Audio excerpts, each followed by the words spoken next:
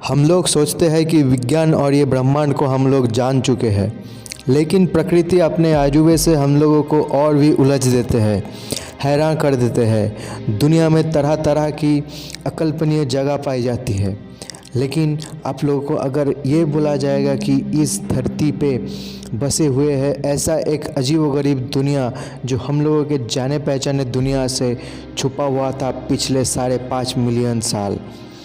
आप लोग देख रहे हैं सर्च ऑफ साइंस। मैं हूँ आप लोगों के होस्ट विश्वजीत। रहस्य के बादल घनी हो रही है, जानने के लिए बने रहिए अंत तक। रहस्य और रोमांच से भरपूर ये दुनिया की एक ऐसी जगह जिसके बारे में शायद आप लोग कभी नहीं सुने हैं। एक ऐसी गुफा जो बंद था पिछले 5.5 मिलियन साल से, जहाँ इस दुनिया की हवा या पानी नहीं पहुँच पाई थी। ऐसे जगह में क्या मिल सकता है? डायनासोर या एलियन का वजूद, या हम लोगों को मिलेगा इतिहास के पन्नों की कोई जीव? किसी को पता भी नहीं चलता अगर 1986 में डॉक्टर क्रिश्चियन लस्का के द्वारा रोमानिया के ब्लैक सी के तट से कुछ किलोमीटर की दूरी पर मोबिल गुफा की खोज ना मिलता। हाइड्रोजन सल्फाइड और कार्बन डाइऑक्साइड से समृद्ध अनोखी वातावरण में ढले हुए हैं यहाँ की इकोसिस्टम। गुफा में जीवन पिछले 5.5 मिलियन वर्षों से बाहर से अलग हो गया है, और जीवन फोटोसिंथेसिस के बजाय केमोसिंथेसिस पर आधारित है। गुफा के वायुमंडल में 7% ऑक्सीजन और लगभग 3.5% कार्बन डाइऑक्साइड है, जो कि बाहरी वायुमंडल से बिल्कुल अलग है। और तो और इस गुफा की हवा में उच्च मात्रा में मीथेन, हाइड्रोजन सल्फाइड और अमोनिया पाई जाती है। गुफा के अंदर 69 जीवों की प्रजातियां पाए गए हैं। इनमें से लीच, स्पाइडर्स और वाटर स्कॉर्पियन काफ़ी कॉमन हैं। इस गुफा के अंदर 33 ऐसे प्रजातियां भी पाए गए हैं जो सिर्फ और सिर्फ इस गुफा में ही पाए जाते हैं।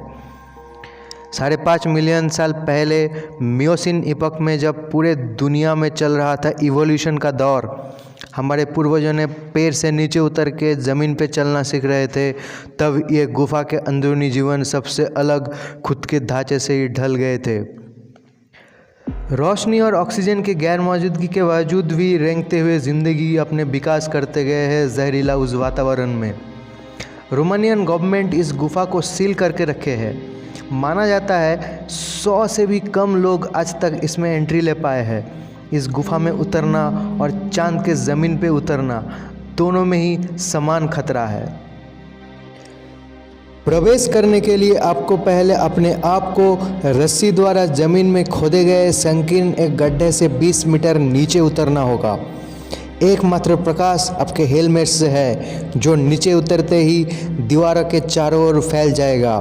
फिर आपको एक गेरू मिट्टी से लिपित संकीर्ण चूना पत्थर सुरंग से गुजरना होगा, घना अंधेरा, उमस और 40 डिग्री सेल्सियस टेम्परेचर में।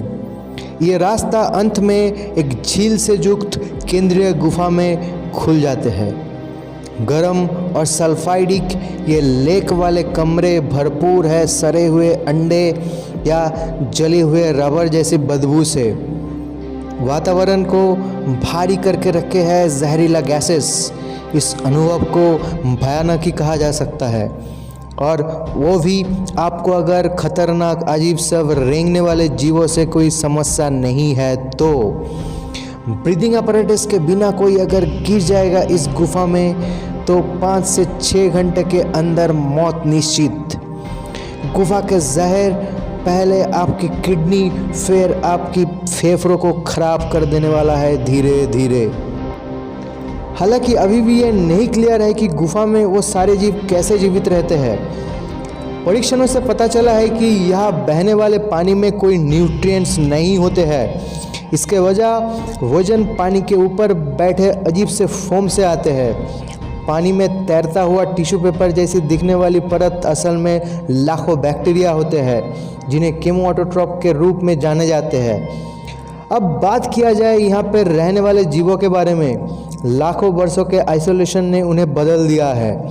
यहाँ ज़्यादातर जीव पैदाइश अंधे होते हैं, लगभग सभी पारदर्शी यानी कि ट्रांसपेरेंट है, क्योंकि उन्होंने अपनी त्वचा में पिगमेंट खो दिया है। किसी किसी में अतिरिक्त लंबे उपांग भी मिलते हैं, जैसे कि एंटेना को अंधेरे में अपने रास्ता महसूस करने में यूज़ किया जाता है।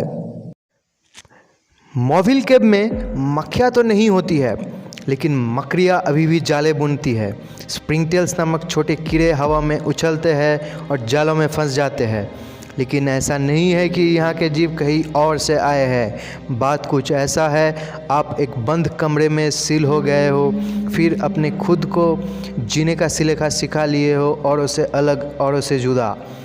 माना जाता है यहाँ के जीव तब भी सुरक्षित था जब ये दुनिया से डायनासोर गायब हो गया था या आइस एज जब चल रहा था।